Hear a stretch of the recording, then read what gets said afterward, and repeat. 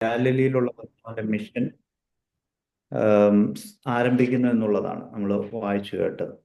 നമ്മൾ സംസാരിച്ചുകൊണ്ടിരുന്നതും ആ ഭാഗത്ത് നിന്നാണ്. നമ്മൾ ഗാലലിയിലാണ് കർത്താവിൻ്റെ ഫസ്റ്റ് മിഷൻ പ്രവർത്തനങ്ങൾ നടക്കുന്നതെന്നുള്ളത്.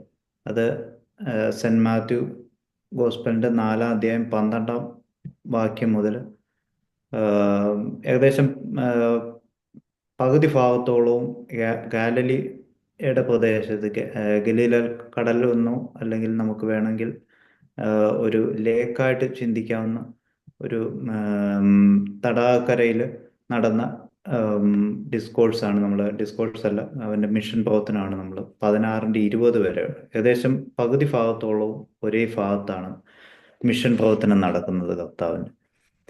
അതിനകത്ത് നമ്മൾ ആദ്യത്തെ സെക്ഷന് എന്തുകൊണ്ട് ഗാലലിയിൽ നടന്നു എന്നുള്ള 4-ാം അധ്യായം 12 മുതലുള്ള ഭാഗം മുതൽ നമ്മൾ വായിച്ചു. പിന്നെ 5-ാം അധ്യായത്തിൽ നമ്മൾ 5-ഉം 6-ഉം 7-ഉം അധ്യായങ്ങൾ വരുന്ന അവൻ്റെ ഗിരിപ്രഭാഷണം നമ്മൾ ശ്രദ്ധിച്ചു. അതിനുശേഷം നമ്മൾ കഴിഞ്ഞ ക്ലാസ്സിൽ 4-ാമത്തെ ക്ലാസ്സായിട്ട് നമ്മൾ ശ്രദ്ധിച്ചത് മശിഹായുടെ അതോറിറ്റി, മിറാക്കിൾ, അതിനകത്ത് അത്ഭുതങ്ങളാണ് നമ്മൾ കണ്ടത്. ഗാലിലിയുടെ പ്രദേശത്ത് നടന്ന അത്ഭുതങ്ങൾ.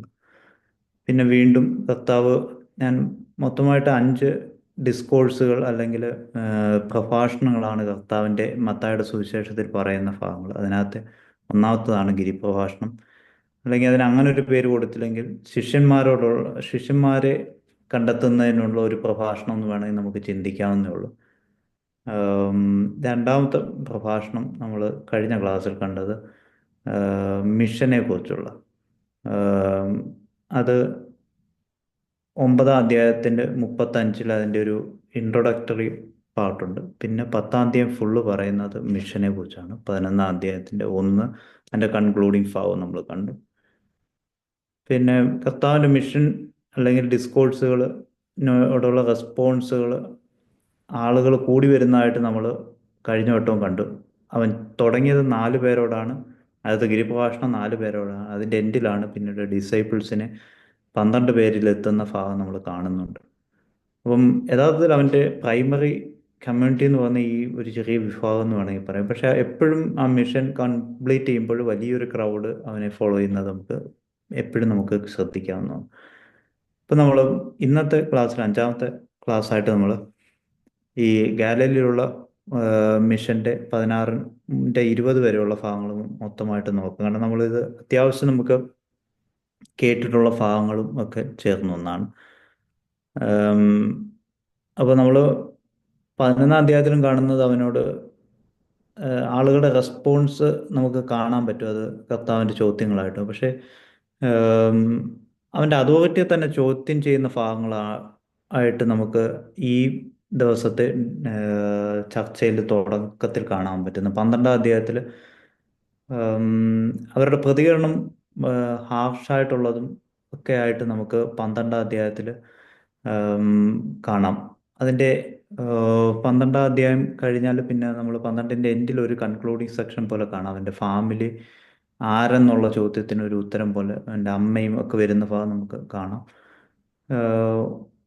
പിന്നെ നമ്മൾ ഇന്ന് ഡിസ്കസ് ചെയ്യുന്ന ഒന്നാണ് അവൻ്റെ 3-ാമത്തെ പ്രഭാഷണം. അത് സ്വർഗരാജ്യത്തെക്കുറിച്ചുള്ള പ്രഭാഷണം. നമുക്കത് വളരെ ഫെമിലിയർ ആയിട്ടുള്ള ഒത്തിരി സ്ട്രക്ചർ കാണുന്ന ഭാഗങ്ങളാണ്. വീണ്ടും അവനോടുള്ള റെസ്പോൺസ്, പ്രതികരണങ്ങൾ കുറച്ചും കൂടെ ഹാർഡായിട്ടുള്ള, ഹോസ്റ്റൈലായിട്ടുള്ള പ്രതികരണം കാണും. നേരത്തെ നമ്മൾ കഴിഞ്ഞ ഡിസ്കോഴ്സിന് ശേഷം നടന്ന അവൻ്റെ അതോറിറ്റി കാണിക്കുന്നതിനുള്ള ചില അത്ഭുതങ്ങൾ സെൻറ്റ് മാത്യുവിൽ കാണുന്ന പോലെ വീണ്ടും ഇവിടെയും അവൻ്റെ അത്ഭുതങ്ങൾ ഒത്തിരി ആഡ് ചെയ്തുള്ള ഒരു പാർട്ട് നമുക്ക് 14-ാം അധ്യായത്തിൽ കാണാം. അതും നമ്മൾ നേരത്തെ പറഞ്ഞ ഗലീല കടൽ തീരത്താണ്, ലേക്കിൻ്റെ തീരത്താണ്. വീണ്ടും അവനോട് ഉള്ള അവരുടെ റെസ്പോൺസ് കാണാം, ഹോസ്റ്റൈലായിട്ടുള്ളത് തന്നെയാണ്. നേരത്തെ നമ്മൾ ഗിരിപ്രഭാഷണമൊക്കെ അവസാനിപ്പിച്ചപ്പോൾ കണ്ടതുപോലെ തന്നെ അവൻ്റെ ഖ്യാതി ചുറ്റുമുള്ള പ്രദേശങ്ങളൊക്കെ പരന്നു എന്നുള്ളതും 16-ൻ്റെ ആം, അവസാനം വരെയുള്ള ഭാഗങ്ങളിൽ 12 വരെയുള്ള ഭാഗങ്ങളിൽ അവൻ്റെ ഗാലീലിയോയുടെ മിഷൻ അവസാനിക്കുന്ന ഭാഗങ്ങൾ നമുക്ക് കാണാം. ഇന്ന് ഇത്രയും ഭാഗങ്ങൾ നമ്മൾ ഒന്ന് ഓടിച്ചു നോക്കാമെന്ന് കരുതുന്നു. നമ്മൾ 12-ാം അധ്യായത്തിൻ്റെ 1 മുതൽ 45 അവൻ്റെ അതോറിറ്റിയെ ചോദ്യം ചെയ്യുന്ന ഒരു ഭാഗമാണ് നമ്മൾ. അത് നമുക്ക് ആം, വളരെ കൃത്യമായിട്ട് അറിയാവുന്ന ബെൽസബൂൽ എന്ന് അവനെ വിളിക്കുന്ന ഭാഗങ്ങൾ നമുക്ക് കാണാം. അതിൻ്റെ പിന്നെ 1-ാം ഭാഗത്താണ് അവൻ ശാപത്തിനെ ചോദ്യം ചെയ്തു എന്നുള്ള ഒരു തോന്നൽ അവരുടെ ഇടയിൽ ഉണ്ടാവുന്നുണ്ട്. ഈ പറഞ്ഞ ആം, അവരെ സംബന്ധിച്ച്, യഹൂദന്മാരെ സംബന്ധിച്ച് നമുക്ക് ആം, ഒരു രാജ്യത്തിൻ്റെ സംസ്കൃതിയുമായി ബന്ധപ്പെട്ടതാണ് അവരുടെ മതം. അപ്പം അതുകൊണ്ട് തന്നെ രാജ്യത്തിനെതിരെയുള്ള ഒരു ചോദ്യം കൂടിയാണ് യഥാർത്ഥത്തിൽ ശാപത്തിനെ ക്വസ്റ്റ്യൻ ചെയ്യുന്ന ഒരാളായിട്ട് കർത്താവ് പ്രതികരിക്കുകയാണെങ്കിൽ. പക്ഷേ അതങ്ങനെയാണ് നമുക്ക് കർത്താവിൻ്റെ ആ വ്യാഖ്യാനം അവർക്ക് തോന്നിയിരുന്ന ഒരു കാര്യം ശാപത്തിനെ ചോദ്യം ചെയ്യുന്ന ഒരാളായിട്ടാണ്. അതുകൊണ്ട് തന്നെ അവർക്ക് അത്രയേറെ അക്സെപ്റ്റബിൾ അല്ല. പക്ഷേ കർത്താവിൻ്റെ ഒരു കൺക്ലൂഡിങ് ഐഡിയ ഇത് മാത്രമായിരുന്നു. കർത്താവ് പിന്നെ 11-ാം അധ്യായം നമ്മൾ വായിച്ചപ്പോൾ നമ്മൾ ശ്രദ്ധിച്ചിട്ടുണ്ടെങ്കിൽ അറിയാം, എന്താണ് നിങ്ങളെ സ്വതന്ത്രരാക്കാൻ വന്നു എന്നുള്ളതാണ് കർത്താവിൻ്റെ ആശയം. പക്ഷേ അന്നത്തെ കാലത്ത് യഹൂദന്മാരുടെ ഇടയിൽ യഥാർത്ഥത്തിൽ പിന്നെ നമുക്കറിയാം ശാപത്ത് ആരംഭിക്കുന്നത് ജനസിസിൻ്റെ അവസാന 7-ാം ദിവസം സ്വസ്ഥമായിരുന്നു എന്നുള്ള ആശയത്തിൽ നിന്നാണ്. അപ്പം അതുകൊണ്ട് തന്നെ അവരുടെ ഇടയിൽ ഒരു വലിയ കമ്മ്യൂണിറ്റി ആയി കഴിഞ്ഞപ്പോൾ ഒരു നിയമം പോലെ തന്നെ വന്നു എന്തൊക്കെ കാര്യങ്ങൾ ചെയ്യും. അതിനകത്ത് വളരെ ചെറിയ കാര്യങ്ങൾ പോലും മെൻഷൻ ചെയ്തിട്ടുള്ള റൂളുകൾ പിന്നീട് ഡെവലപ്പ് ചെയ്ത് വരുന്നുണ്ട്. എന്ത് കാര്യങ്ങൾ എന്താണ് വർക്ക് എന്ന് ചോദിച്ചാൽ അവരുടെ ഇടയിൽ അതിനകത്ത് നമ്മൾ മിഷ്നാഹ് എന്നുള്ളൊരു കൺസെപ്റ്റ് പിന്നീട് ക്രിസ്തുവിൻ്റെ സമയത്തൊക്കെ ആയപ്പോൾ അവർക്ക് റിട്ടൺ ആയിട്ടുള്ള ഡോക്യുമെന്റുകളുണ്ട് ഏതൊക്കെ കാര്യങ്ങൾ ചെയ്യും. അതിനകത്ത് നടക്കുന്ന കാര്യങ്ങൾ പോലുമുണ്ട്. പിന്നെ ഇത്ര വെയിറ്റ് ചുമക്കുന്ന കാര്യങ്ങൾ, വീട്ടിനുള്ള സാധനമാണെങ്കിൽ പോലും ഒരു പിന്നെ നമുക്ക് അതിൻ്റെ ലിസ്റ്റ് ഒരു 10-39 ഉള്ള ലിസ്റ്റുകൾ അന്നത്തെ കാലത്ത് പിന്നെ ഞാൻ ബ്രാക്കറ്റിനകത്ത് അവിടെ ഇട്ടേക്കുന്ന നിങ്ങൾക്ക് കാണാം. സാബത്ത് ആൻഡ് റൂബീൻ എന്നും പറഞ്ഞുകൊണ്ടൊരു, അപ്പോൾ എന്തൊക്കെ കാര്യങ്ങൾ ചെയ്യാമെന്നുള്ള ഒരു വലിയ ലിസ്റ്റ് തന്നെ ഉണ്ട്. അതിനകത്ത് ഈ ചെറിയ മൈന്യൂട്ട് കാര്യങ്ങൾ, ഒരു ലെറ്റർ 2 ലെറ്റർ പോലും എഴുതുന്നതിനെ കുറിച്ചുള്ള കൺസെപ്റ്റ് പോലും അവർ എഴുതി വെച്ചിട്ടുണ്ട്. എന്ന് വെച്ചാൽ അതുപോലും വർക്കിനകത്ത് ഉൾപ്പെടുന്ന അത്ര റൂൾ സ്ട്രിക്റ്റ് ആണ്. അപ്പോഴാണ് ഇവർ ശാപത്തിന് പോയിട്ട് പിന്നെ ഒന്ന് കർത്താവ് ശിഷ്യന്മാരും പോകുമ്പോൾ അവർ വിശന്നിട്ട് പറിച്ചു തിന്നുന്ന ഭാഗത്തെക്കുറിച്ചും 2 രോഗിയെ സൗഖ്യമാക്കുന്നു, ഇത് രണ്ടും അവർ എതിർക്കുന്നുണ്ട്. കർത്താവ് പറയുന്ന ശാപത്തിന്റെ കൺസെപ്റ്റ് എൻ്റയർലി ഡിഫറെന്റ്. അവർക്ക് ഒട്ടും ഇഷ്ടപ്പെടാതിരുന്ന അവൻ്റെ ഒരു ഐഡിയ ആണ് the son of man is the Lord of Sabbath എന്നുള്ളത്.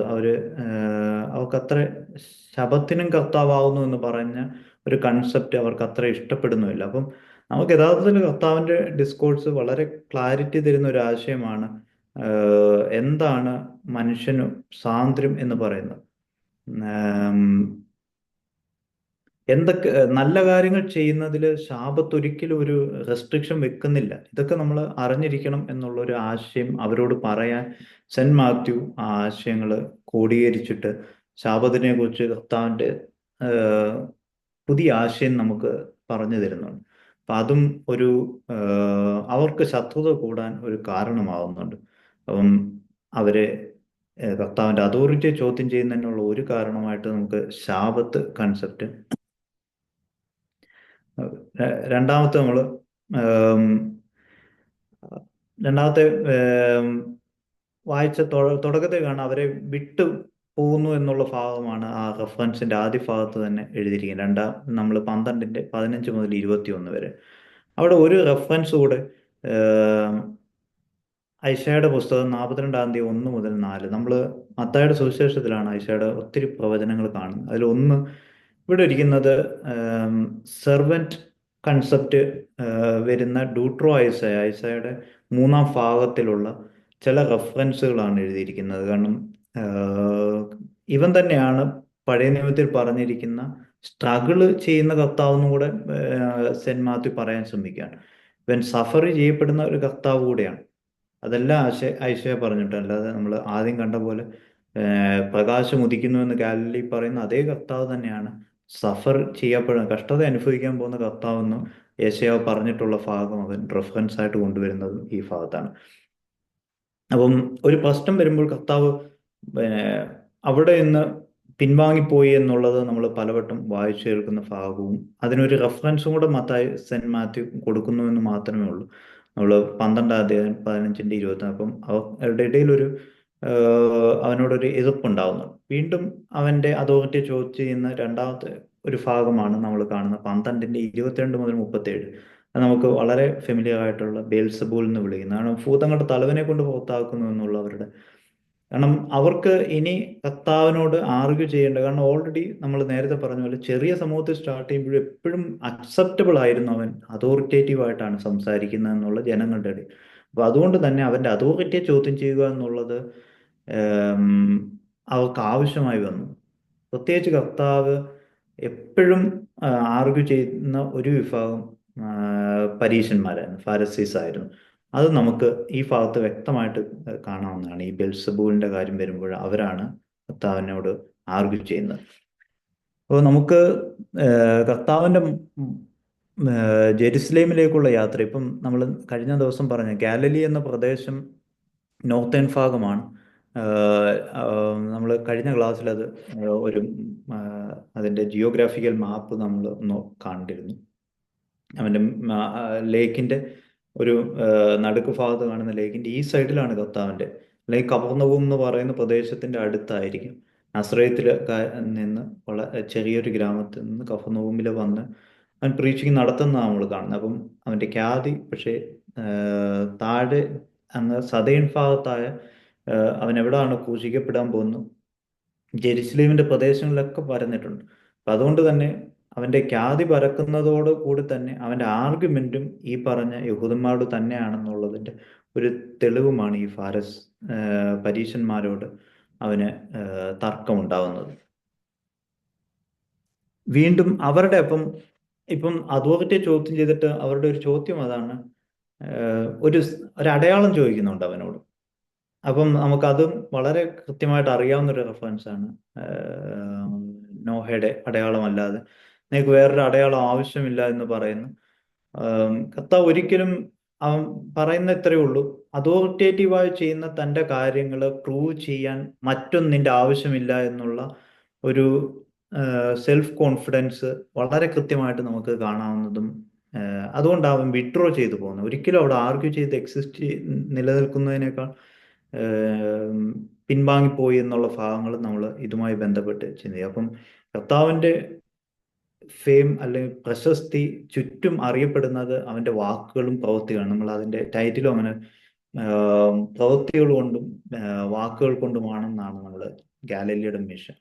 അതിനപ്പുറമായിട്ട് അവന് പറയാനില്ല, ആരോടും ആർഗ്യൂ ചെയ്യാനില്ല എന്നുള്ള ഒരു ആശയവും അതിനകത്തുണ്ട്. നമുക്കിതിനകത്ത് ഇന്നത്തെ രണ്ടാമതായിട്ട് ചിന്തിക്കാവുന്ന ഒന്ന്, നമ്മളെ ഇച്ചിരി വിഷമിപ്പിക്കുന്നതാണെങ്കിലും അതിൻ്റെ ജീസസിന്റെ ട്രൂ ഫാമിലി എന്നുള്ളൊരു കൺസെപ്റ്റ് ഇപ്പം നമ്മൾ 12-ാം അധ്യായത്തിലാണ് ഇന്ന് സ്റ്റാർട്ട് ചെയ്തത്. അതിൻ്റെ 46 മുതൽ 50 ഇവിടെ പറയുന്നത് അവൻ്റെ മാതാവും സഹോദരിമാരും വരുമ്പോൾ അവൻ ചോദിക്കുന്ന ഒരു ചോദ്യം, നമ്മൾ പിന്നെ ആരാണ് എൻ്റെ മാതാവ് സഹോദരങ്ങൾ എന്നുള്ള ചോദ്യം.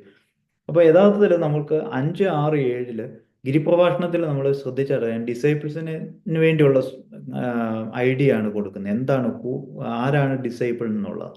അപ്പൊ അവരാണ് എൻ്റെ ഫാമിലി എന്ന് പറയുന്ന, എന്നെ ഫോളോ ചെയ്യുക എന്ന് പറയുന്നതിനകത്ത് എൻ്റെ ആശയങ്ങളെ ഫോളോ ചെയ്യുക അല്ലെങ്കിൽ എൻ്റെ നന്മകളെ ഫോളോ ചെയ്യുക എന്നുള്ള ഒരു ഫാമിലിയാണ്, കൺസെപ്റ്റാണ് കർത്താവിന് പറയാനുള്ളത്. കാരണം അവൻ പറയുന്ന മറ്റൊരു ആശയമാണ് എൻ്റെ പിതാവ് എന്ന് പറയുന്നത്. അപ്പം സ്വർഗസ്ഥനായ പിതാവിൻ്റെ മക്കളായിരിക്കുന്ന ഒരു ഫാമിലി കൺസെപ്റ്റ് കൊണ്ടുവരുന്നതും ഈ ഒരു റെഫറൻസ് 12-ാം അധ്യായം 46 മുതൽ 50 ഒരർത്ഥത്തിൽ നമുക്ക് വിഷമം ഉണ്ടാക്കുന്ന തരത്തിലാണ് അതിൻ്റെ ഫ്രെയിമിങ് നമുക്ക് ഫീൽ ചെയ്യുന്നതെങ്കിൽ പോലും കർത്താവിന് പറയാനുള്ള ഫാമിലി കൺസെപ്റ്റ് എന്ന് പറയുന്നത് നമ്മൾ ഗിരിപ്രഭാഷണത്തിൽ കണ്ട ഒരു കൺസെപ്റ്റാണ്. പിതാവിനെ അപ്പ എന്ന്, ദൈവത്തെ അപ്പ എന്ന് വിളിക്കാനുള്ളൊരു, അപ്പൊ ആ ഫാമിലിയുടെ ഒരു ഐഡിയ നമുക്ക് തരുന്നതും ഈ പറഞ്ഞ 12-ന്റെ 46-ന്റെ 50 46, 12:46 മുതൽ 50 വരെയുള്ള. യഥാർത്ഥത്തിൽ ഇതെല്ലാം നടക്കുന്ന ഒരു ചെറിയ ഹൗസ്, കുടുംബത്തിനകത്തുള്ളൊരു സ്ട്രക്ചറായിട്ട് നമുക്ക് ഫീൽ ചെയ്യുന്ന ഭാഗങ്ങളാണ് ഈ ഇപ്പം നമ്മൾ വായിക്കുന്ന റെഫറൻസുകൾ. ഇനി നമ്മൾ പറഞ്ഞ പോലെ 12-ന്റെ അവസാനിക്കുമ്പോൾ അതൊരു കൺക്ലൂഡിങ് സെക്ഷൻ മാത്രമല്ല, അടുത്ത ചാപ്റ്ററിൻ്റെ ഒരു ഇൻട്രൊഡക്ഷനും കൂടെ നമുക്ക് ഫീൽ ചെയ്യുന്നത് ഇങ്ങനെയാണ്. അവന് പറയാനുള്ളത് സ്വർഗരാജ്യം, കിങ്ഡം ഓഫ് ഹെവൻ എന്നുള്ളൊരു കൺസെപ്റ്റ് പറയാനുണ്ട്. കാരണം അവിടെ പിതാവ് ദൈവമാണെന്നുള്ള ഒരു കൺസെപ്റ്റ്. അപ്പം അതിനൊരു ഇൻട്രൊഡക്ഷനും കൂടെ ആവുന്നുണ്ട് ഈ 12-ന്റെ എൻഡ്. സ്വർഗരാജ്യത്തെക്കുറിച്ച് പറയുന്ന ആശയങ്ങൾ നമ്മൾ ഒത്തിരി ചിന്തിച്ചിട്ടുള്ള, നമ്മളെ ഇഷ്ടപ്പെടുത്തിയിട്ടുള്ളതുമായ ഒത്തിരി പാരബിൾസിൻ്റെ ഒരു യഥാർത്ഥത്തിൽ പാരബിൾ എന്നുള്ളൊരു വാക്കും സെൻറ്റ് മാത്യു ഉപയോഗിക്കുന്നത് ഈ ഭാഗങ്ങളിലാണ്. അവൻ ഉപമകളായി പറഞ്ഞു എന്നുള്ളതും. അപ്പം അതുകൊണ്ട് ഈ ഡിസ്കോഴ്സ് എൻ്റെ നമ്മൾ ഡിസ്കോഴ്സ് 5 ഉണ്ട് സെൻറ്റ് മാത്യുവിൽ എന്ന് പറയുന്ന റെഫറൻസ് ഞാൻ ഓടിച്ചൊന്ന് കൊടുത്തിട്ടുണ്ട്. 5 മുതൽ 7 ഒന്നാമത്തത് ഗിരിപ്രഭാഷണം നമ്മൾ പറഞ്ഞു. 10 നമ്മൾ കണ്ടത് മിഷനെ കുറിച്ചുള്ള. ഇപ്പം നമ്മൾ ശ്രദ്ധിക്കുന്ന 13-ാം അധ്യായത്തിൽ 1 മുതൽ 53 വരെയുള്ള ഭാഗങ്ങൾ കിങ്ഡം ഓഫ് ഹെവൻ, സ്വകരാജ്യത്തെക്കുറിച്ച്. പിന്നെ നമ്മൾ അടുത്തത് കാണുന്നത് ഇനി ഗാലിലിയിൽ നിന്ന് താഴേക്ക് വന്ന് 18-ലും 24-ന്റെ ഭാഗങ്ങൾ. അപ്പം 5 പ്രഭാഷണങ്ങൾ ഉള്ളതിൽ മൂന്നാമത്താണ് നമ്മൾ അത് കിങ്ഡം ഓഫ് ഹെവൻ, സ്വകരാജ്യത്തെക്കുറിച്ച് പറയുന്നത്. ഇതിവിടെ നടക്കുന്നതും നമ്മൾ നേരത്തെ പറഞ്ഞതുപോലെ ഈ ഗാലിലിയുടെ വെസ്റ്റേൺ സൈഡിലാണ് നടക്കുന്നത്. അപ്പം അവിടെ തന്നെയാണ് ഇപ്പോഴും ഈ മൂന്നാമത്തെ പ്രഭാഷണവും നടക്കുന്നത്. അതും നമുക്ക് ആ ഭാഗത്ത് നമുക്ക്, അപ്പോൾ നേരത്തെ നമ്മൾ പറഞ്ഞ പോലെ മാതാവാരി സഹോദരങ്ങൾ ആരെന്ന് പറഞ്ഞ അതേ സ്ഥലത്തും നടക്കുന്നതായിട്ട് നമുക്ക് വേണമെങ്കിൽ ചിന്തിക്കാം ഇപ്പോഴത്തെ ആ റെഫറൻസ് കണ്ടിന്യൂ ചെയ്യുമ്പോൾ. അവിടെയും നമുക്ക് ഇതിൻ്റെ കർത്താവ്, നമ്മൾ ഗിരിപ്രഭാഷണം ശ്രദ്ധിച്ചാൽ അവൻ മലമുകളിലേക്ക് കയറിപ്പോയി. അതുപോലെ തന്നെ ഇവിടെയും നമുക്കൊരു റെഫറൻസ് കർത്താവ് തരുന്നുണ്ട്. അവൻ അവരെ വിട്ട് പടകിൽ കയറിയെന്ന്. അപ്പോൾ ഒരു പുൾപിറ്റിൻ്റെ ഒരു ഐഡിയ നമുക്ക് തരുന്നുണ്ട്. എന്നാൽ ഒരു കമ്മ്യൂണിറ്റി ഉണ്ട്. പക്ഷെ നമുക്ക് ചിലപ്പം വായിച്ചാൽ മനസ്സിലാവുന്ന ഇവിടെയും അവന് ആ പഴയ ഡിസൈപ്പിൾസ് മാത്രമേ ചുറ്റും ഉണ്ടായിരുന്നുള്ളൂ എന്നൊരു തോന്നൽ നമുക്ക് തരുന്നത്. അപ്പം എപ്പോഴും അവന് പറയാനുള്ളത് ചെറിയ ഒരു കൂട്ടമാണ് അവനോട് വിശ്വസ്തമായി നിൽക്കുന്നതെന്ന്. അത് നമുക്കിനി അടുത്ത ഭാഗങ്ങൾ വരുമ്പോൾ നമുക്കത് വളരെ വ്യക്തമായിട്ട് ഫീൽ ചെയ്യുകയും ചെയ്യും. ഈ പാരബിൾസ് അല്ലെങ്കിൽ ഉപമകളായി പറയുന്നതിൻ്റെ ഒരു ആശയം ശലോമോനെ കുറിച്ച് പ്രത്യേകിച്ച് സെപ്റ്റുജൻ്റ് LXX എന്ന് എഴുതി നിങ്ങൾ കണ്ടു കാണും. അത് സെപ്റ്റുജൻ്റ് എന്ന അതിനകത്ത് ഏകദേശം ആയിരക്കണക്കിന് പാരബിൾസ് 3000-ഓളം പറയുന്നു എന്ന് പറയുന്ന ഭാഗം.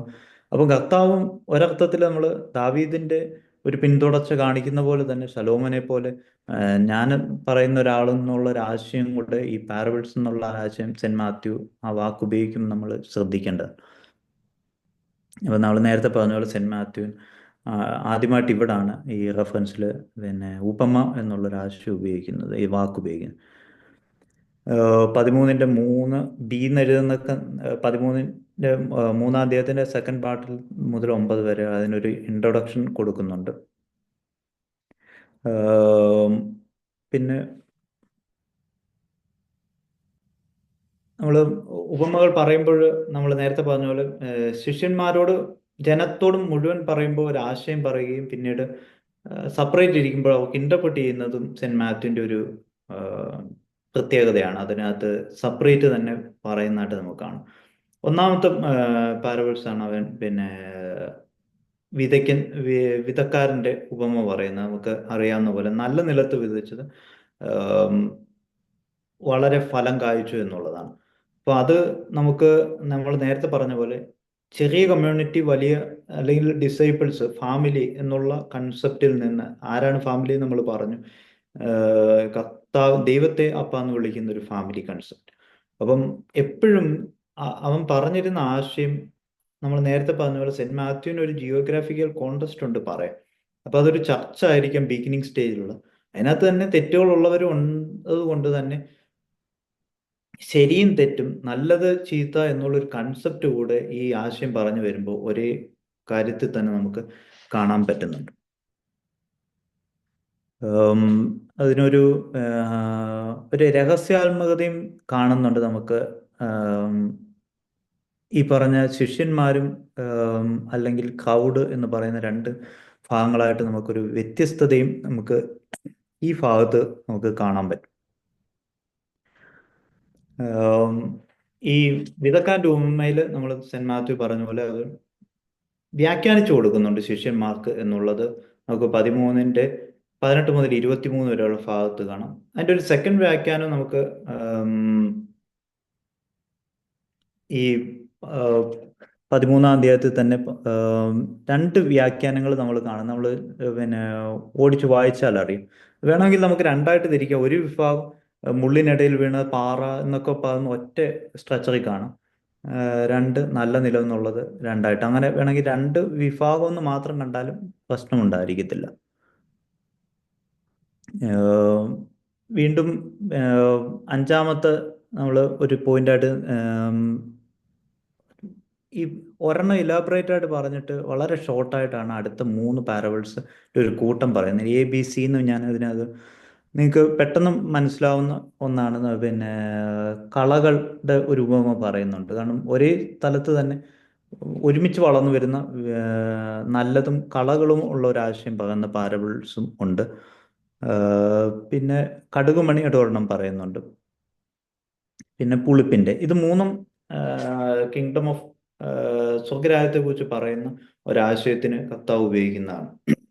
കാരണം നമ്മൾ നേരത്തെ നമുക്ക് അറിയാം സെന്റ് മാത്യുവിൽ ഇത് വളരെ ക്ലിയർ ആണ്. അത് ചെറിയ സമൂഹത്തോട് പറയുന്നെങ്കിലും അത് സ്പ്രെഡ് ആവുന്ന വലിയൊരു വിഭാഗത്തിലേക്കാണ്. അപ്പം സ്വർഗരാജ്യം വളരെ രഹസ്യമായിട്ട് വളരെ ചെറുതായിട്ട് ആരംഭിക്കുന്നെങ്കിൽ പോലും അത് എല്ലാത്തിനെയും പുളിപ്പിക്കുമെന്നുള്ള ഒരു ആശയം പറയുന്നത് സ്വർഗരാജ്യത്തിന്റെ ഒരു കൺസെപ്റ്റ് പറയാൻ അവൻ ഉപയോഗിക്കുന്ന ഒരു ഷോർട്ട് പാരബിൾസിന്റെ ഒരു ലിസ്റ്റും 3 നമുക്ക് ആ റെഫറൻസുകൾ ഒരെണ്ണം 13-ന്റെ 24 മുതൽ 30 ആണെങ്കിൽ പിന്നെ വീഡ്സ് അല്ലെങ്കിൽ കളകളെ കുറിച്ചുള്ളതാണെങ്കിൽ 31, 32 വാക്യങ്ങളിൽ 2 വാക്യമേ ഉള്ളൂ അടുത്ത പാരബിൾസ് പറഞ്ഞു. പക്ഷെ നമ്മൾ ആദ്യത്തെ പാരബിൾസ് നോക്കുകയാണെങ്കിൽ അതിനൊരു ഇന്റർപ്രിട്ടേഷനും ഒക്കെ ചേർത്ത് ലോങ് ആണെങ്കിൽ അപ്പോൾ ആ 3 പാരബിൾസ് ആണ് ഒരുമിച്ച്.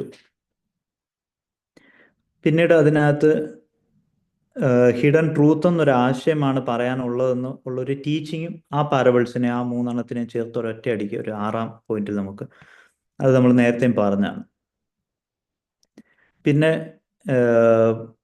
കളകളെ കുറിച്ചുള്ള പാരബിൾസിന് വീണ്ടും അവനൊരു ഇന്റർപ്രിട്ടേഷൻ കൊടുക്കുന്നുണ്ട്. കാരണം ഞാൻ നേരത്തെ പറഞ്ഞ പോലെ ഇതൊരു മിക്സഡ് ചർച്ചാണ്. കാരണം ശിഷ്യന്മാർക്ക് ഒരു പേഷ്യൻസ് ഒരു ക്ഷമ വേണം ഒന്നിനെക്കുറിച്ച് എന്നുള്ള ഒരു എന്ന് വെച്ചാൽ ചിലപ്പം ഒരു ചർച്ചിൽ തന്നെ ഒരു കമ്മ്യൂണിറ്റി തന്നെ 2 വിഭാഗങ്ങളും കാണും. പക്ഷേ നിങ്ങൾ അവസാനം വരെ കാത്തിരിക്കുക, കാരണം ന്യായവിധി നമ്മുടെ കയ്യിലല്ല എന്നൊക്കെ പറയുന്നവരാ. അപ്പോൾ അന്നത്തെ കാലത്ത് ഒരു കോൺഫ്ലിക്റ്റും കണ്ടേക്കുമായിരിക്കും ഒരു അവരുടെ ചർച്ചിൻ്റെ സമൂഹത്തിലും. എന്തുകൊണ്ടാണ് അവരും സർവൈവ് ചെയ്ത് പോകുന്നതെന്നൊക്കെ ചോദ്യങ്ങളുണ്ടായിരിക്കും.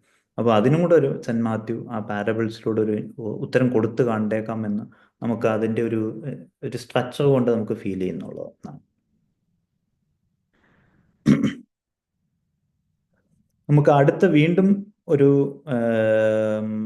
ചെറിയ 3 പാരബിൾസ് കാണാവുന്നത് 13-ന്റെ 44 മുതൽ 50 വരെയുള്ള. ഇത് സെന്റ് മാത്യുവിൽ മാത്രമേ കാണുന്നുള്ളൂ എന്നുള്ള ഒരു ആശയവും നമുക്ക് ഓർത്തിരിക്കാവുന്നതാണ്.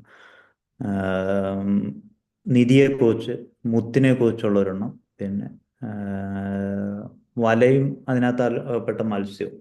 ഇത് മൂന്നും തരുന്ന ഒന്ന് നമ്മളെ വളരെ എന്തും ഉപേക്ഷിച്ച് ഒന്നിലേക്ക് ആകർഷിക്കുന്ന ഒരു കൺസെപ്റ്റും ഉണ്ട്. അതുപോലെ തന്നെ എല്ലാത്തിനും ഒരു ന്യായവിധി ഉണ്ടാവും എന്നുള്ളൊരു കൺസെപ്റ്റും സെന്റ് മാത്യു ഗോസ്പല് പിന്നീട് നമ്മൾ സ്വർഗം നരകം എന്നുള്ള കൺസെപ്റ്റുകളൊക്കെ ഡെവലപ്പ് ആവുന്ന ഒരു ആശയം കൂടെ. അപ്പം സ്വർഗരാജ്യം പറയുന്ന ഒരാശയത്തിലാണ് കർത്താവ് വളരെ കൃത്യമായിട്ട് ഒരു കാര്യം ഒരു കമ്മ്യൂണിറ്റിയോട് പറയുമ്പോൾ അത് മനസ്സിലാക്കുന്ന ഒരു കമ്മ്യൂണിറ്റി അല്ലെങ്കിൽ എൻലൈറ്റൻഡ് ആവുന്ന ഒരു വിഭാഗമുണ്ട്.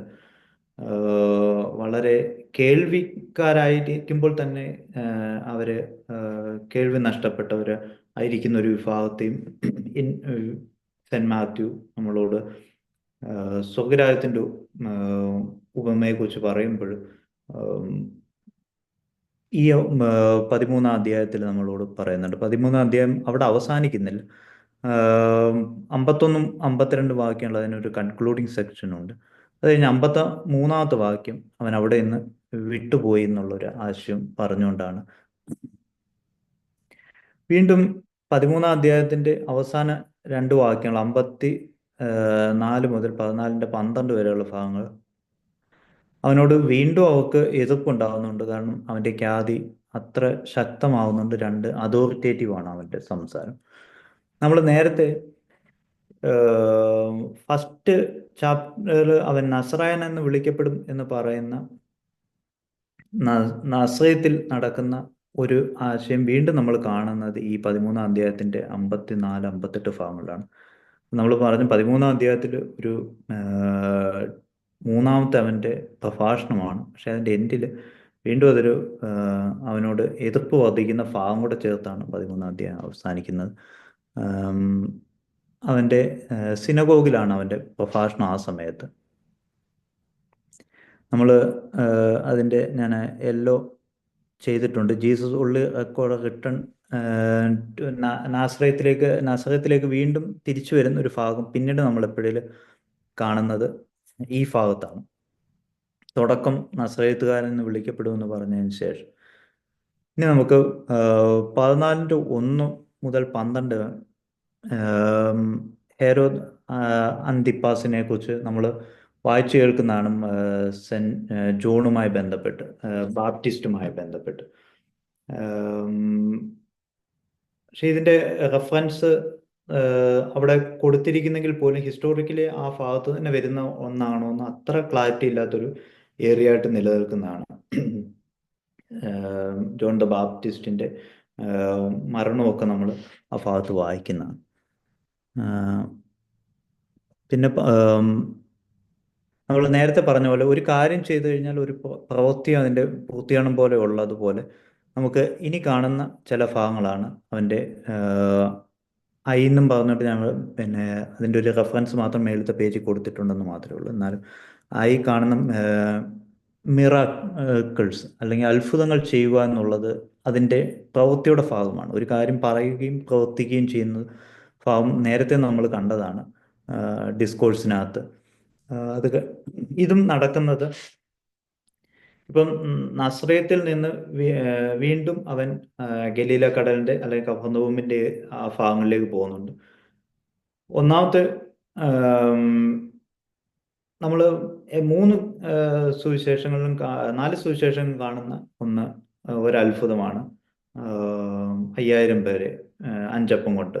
ഇത് അതിന് ഓൾമോസ്റ്റ് സിമിലർ പാറ്റേണിലാണ് 4 ഗിരിപ്രഭാഷണങ്ങളും 4 സുവിശേഷങ്ങളും ഇതിനെ വ്യാഖ്യാനിച്ചത്.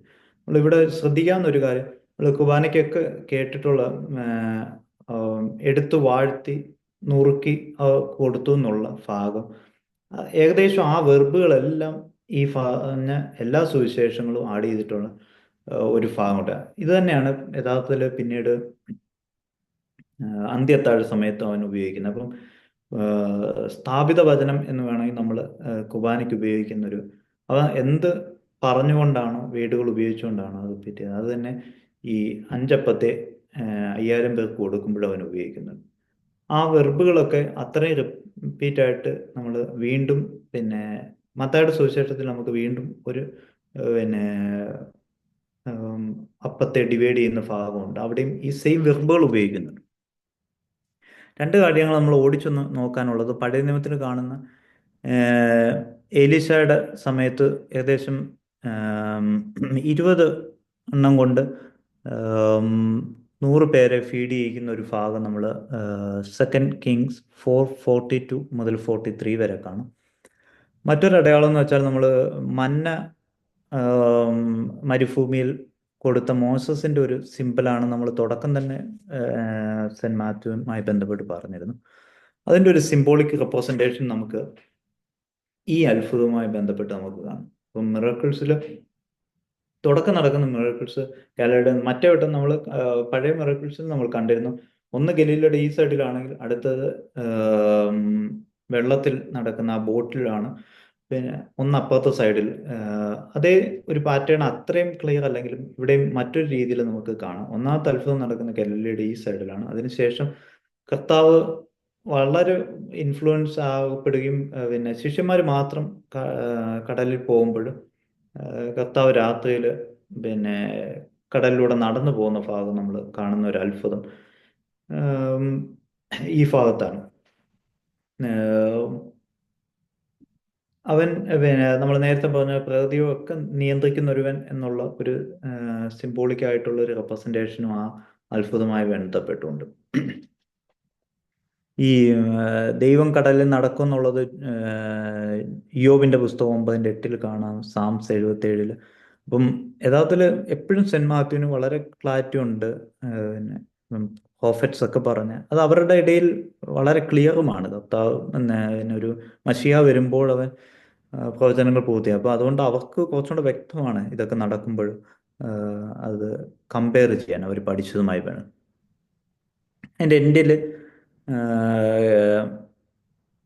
ഗന്നേസരത്ത് ദേശത്ത് നടക്കുന്ന ഒരു ഗ്രൂപ്പ് ഓഫ് അത്ഭുതങ്ങൾ, അത് നമ്മൾ മറ്റേതിലും കണ്ടത് അവൻ പലരെയും സൗഖ്യമാക്കി എന്നുള്ള ഒരു ഗ്രൂപ്പായിട്ടുള്ള പറച്ചിൽ അതിൻ്റെ എൻഡിൽ സെന്റ് മാത്യുവിൽ നമ്മൾ കഴിഞ്ഞ വട്ടം കണ്ടതാണ്. ഇനി നടക്കുന്ന അവൻ നമ്മൾ പ്യൂരിറ്റിയുമായി ബന്ധപ്പെട്ട് അവനെ ക്വസ്റ്റ്യൻ ചെയ്യുന്ന ഒരു ഭാഗം നമുക്ക് നേരത്തെ നമ്മൾ കണ്ടിട്ടുള്ള അവൻ ഈ കുഷ്ഠരോഗി തൊട്ട സൗഖ്യമാകുന്ന, അവരുടെ ഇടയിൽ അശുദ്ധമായി നിൽക്കേണ്ട അല്ലെങ്കിൽ സ്ത്രീകളെ സൗഖ്യമാക്കുന്ന, രക്തസ്രാവക്കാരി, അങ്ങനെ ഒത്തിരി കാര്യങ്ങളുടെ ലിസ്റ്റ് നമ്മൾ ഓൾറെഡി അവനെക്കുറിച്ച് കംപ്ലൈൻറ്റ് പറയാവുന്നതേ ഉള്ളൂ. കാരണം നമ്മൾ നേരത്തെ പറഞ്ഞ അവൻ്റെ അതോറിറ്റിയെ ചോദ്യം ചെയ്തുകൊണ്ട് അവർ ട്രൈ ചെയ്തുകൊണ്ടേ ഇരിക്കുകയാണ്. അപ്പോൾ അതിൻ്റെ മറ്റൊരു ഭാഗം നമുക്ക് ശുദ്ധിയെക്കുറിച്ച് പറഞ്ഞുകൊണ്ട് അവനെ ക്വസ്റ്റ്യൻ ചെയ്യാം. ഇവിടെ നമുക്ക് ചിന്തിക്കാവുന്ന ഒരു കാര്യം, നമ്മൾ നേരത്തെ പറഞ്ഞ പോലെ സതേൺ ഭാഗത്ത് ജെറുസലേമിൽ നിന്ന് വരെ റെപ്രസെൻറ്റേറ്റീവ് വന്നിട്ടുണ്ട് ഇവിടെ. അപ്പം നോർത്തേൺ ഭാഗത്ത് നടക്കുന്ന ഇവിടുന്ന് താഴെ നിന്ന് അവനെ ഇവിടെ ആർഗ്യൂ ചെയ്യാൻ ആളുകൾ എത്തിയിട്ടുണ്ട്. അപ്പം അതും നമുക്ക് ഒരു റെഫറൻസ് ഒന്ന് ഓർത്തിരിക്കുന്നത് നല്ലതായിരിക്കും. കാരണം നമ്മൾ 15:1 തന്നെ അത് കാണാൻ പറ്റും. നമ്മൾ നേരത്തെ പറഞ്ഞ പോലെ റിച്വൽ പ്യൂരിറ്റി അവനെ ക്വസ്റ്റ്യൻ ചെയ്യാവുന്നതേ ഉള്ളൂ. കാരണം അവനെ തൊട്ടൊക്കെ സൗഖ്യമാക്കുന്ന പലരും അങ്ങനെ അവരുടെ ഇടയിൽ അക്സെപ്റ്റബിൾ ആയിരുന്ന വ്യക്തികളായിരുന്നില്ല. അപ്പം അതൊക്കെ അവനോട് ചോദ്യം ചെയ്യുന്നുണ്ട്. നമ്മൾ എന്നെന്ന് പറഞ്ഞ അടുത്ത് നമ്മൾ നേരത്തെ പറഞ്ഞ പോലെ അവൻ്റെ ഖ്യാതി പുറത്തും ദേശങ്ങളിൽ പരക്കുന്നു എന്നുള്ളത് ഒരു നോർമൽ എല്ലായിടവും നമ്മൾ കഴിഞ്ഞ വട്ടം നമ്മൾ കണ്ട പോലെ തന്നെ കാനനേറ്റ് സ്ത്രീ അവിടെ വരുന്നത് നമ്മൾ ആ ഭാഗത്ത് വായിക്കാവുന്നതാണ്. അപ്പം കനാൻ പ്രദേശം എന്ന് പറയുന്നത് വളരെ പുറത്തുള്ളൊരു പ്രദേശമാണ്, അല്ലെങ്കിൽ ജെൻറ്റൈൽസിൻ്റെ ഒരു പ്രദേശമാണ്. അപ്പം മിഷൻ നടത്തുന്നത് ഇൻസൈഡിലാണെങ്കിലും അവൻ്റെ ഇൻഫ്ലുവൻസ് നോൺ ജൂയിഷ് പീപ്പിളിൻ്റെ ഇടയിലുണ്ട് എന്നുള്ളത് മാത്യു കൊണ്ടുവരുന്ന ഒരാശയമാണ് നമ്മൾ നേരത്തെ പറഞ്ഞത്. കാരണം ദൈവത്തിൻ്റെ കൃപ ഒന്നിൽ പിന്നെ അങ്ങനെ ഒരാൾ ഒരു വിഭാഗത്തിന് വേണ്ടി ഉള്ളതല്ല എന്നുള്ള ഒരു അത് ആ അത്ഭുതങ്ങൾ കാണാം. കാനാനൈറ്റ് വുമണിൻ്റെത്. പിന്നെ വീണ്ടും അവിടെയും കാണാം ഒത്തിരി പേര് സൗഖ്യമാവുന്നത്. ഫീഡിങ് ദ ക്രൗഡ് എന്നുള്ളത് നമ്മൾ നേരത്തെ പറഞ്ഞ പോലെ വീണ്ടും അവനൊരു പിന്നെ 4000 പേർക്ക് ഭക്ഷണം കൊടുക്കുന്നതും ഈ ഭാഗത്ത് തന്നെ വരുന്നുണ്ട്. അപ്പം ഇത് രണ്ടും നമ്മൾ റെപ്പറ്റേഷനുള്ള പോലുള്ള അതിൻ്റെ ഇൻ്റർപ്രിട്ടേഷൻ പിന്നെ കഴിഞ്ഞ വട്ടം നമ്മൾ കണ്ട പോലെ പിന്നെ വാഴ്ച നുറുക്കി കൊടുത്തു എന്നുള്ള വെർബുകളൊക്കെ റിപ്പീറ്റ് ചെയ്യുന്നുണ്ട്. 16:1 മുതൽ 12 വരെ നമ്മൾ അടയാളങ്ങളാൽ അവർ വീണ്ടും അടയാളങ്ങൾ ചോദിക്കുമ്പോഴവൻ പറയുന്നുണ്ട് ഈ യോനയുടെ അടയാളങ്ങളാ ഉള്ളൂ എന്നുള്ളത്. ഗാലിലയിലെ മിഷൻ ഏകദേശം അവസാനിച്ചതായിട്ട് നമുക്ക് ആ ഭാഗത്ത് വായിച്ചാൽ മനസ്സിലാവും. പിന്നീട് എപ്പോഴെങ്കിലും റിട്ടേൺ ഗാലിലയിലേക്ക് വരുന്നുണ്ടെങ്കിൽ അത് 28-ാം അധ്യായം ഉയർപ്പിന് ശേഷം, നമ്മളത് നേരത്തെ ഒരു വട്ടം പറഞ്ഞു 16-20 കാണാം. അവൻ അവരെ വിട്ടുപോയി എന്നുള്ളത് 16-ന്റെ 1 മുതൽ 4 വരെ കാണാം. അതിനകത്ത് പിന്നെ ശിഷ്യന്മാർക്ക് മനസ്സിലായി എന്നുള്ളത് നമ്മൾ നേരത്തെ പറഞ്ഞ പോലെ ആർക്കാണ് രഹസ്യങ്ങൾ മനസ്സിലാവുന്നത്? എൻലൈറ്റൻഡ് ആയിട്ടുള്ള വിഭാഗം, അല്ലെങ്കിൽ കേൾക്കാൻ ചെവിയുള്ളവൻ കേൾക്കട്ടെ എന്ന് പറയുന്ന ഒരു ആശയം വരുന്ന യെശയ്യാന്റെ പ്രവചനം പൂർത്തിയാകുന്ന ഇതിൻ്റെ മുകളിൽ എവിടെ ഒരിടത്ത് എന്തായാലും നോട്ട് തരുമ്പോൾ നിങ്ങൾക്ക് അത് കാണാം. പിന്നെ ആ റെഫറൻസ് അവൻ ഉപയോഗിക്കുന്നുണ്ട്. അപ്പോൾ നമ്മൾ ഇത്രയും ഭാഗങ്ങളാണ് കാണുന്നത്.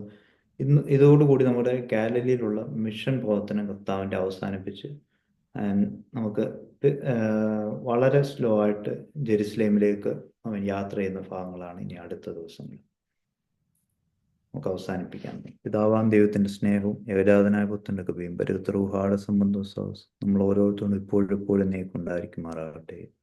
ആമേൻ. അനുഗ്രഹിക്കപ്പെട്ട ഈ മധ്യസ്ഥ പ്രാർത്ഥനയ്ക്കും ഈ ബൈബിൾ സ്റ്റഡിക്കും നേതൃത്വം നൽകിയ ബഹുമാനപ്പെട്ട ബിദീഷ് അച്ഛനോടുള്ള എല്ലാ നന്ദിയും സ്നേഹവും MMESന്റെ പേരിലും ഇന്ന് ഈ പ്രാർത്ഥനയിൽ കൂടി എല്ലാവരുടെയും പേരിൽ അറിയിച്ചു കൊള്ളുന്നു. താങ്ക് യു അച്ഛാ. Thank you.